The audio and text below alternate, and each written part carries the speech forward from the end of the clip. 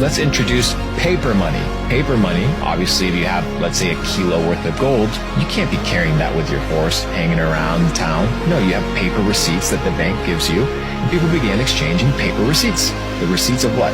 The units of gold that were in the bank. But then the banks got cheeky. And they said, you know what? Nobody's checking our bank reserves. So what if we issue more paper than we actually have gold reserves? And the French noticed.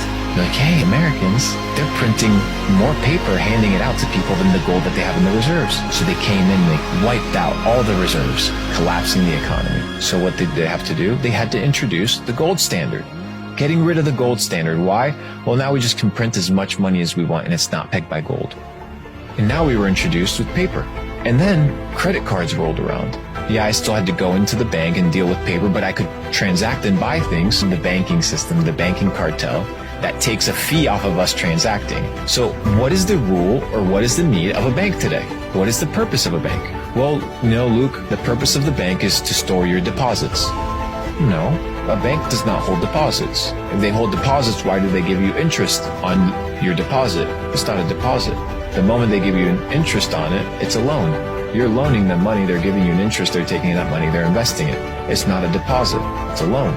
Once they give you interest, that thing becomes a liability on their balance. What you're seeing displayed on your checking account is just a record of how much the bank owes you. So the purpose of the bank isn't to hold deposits. Well, the purpose of the bank, Luke, is to fractionalize money.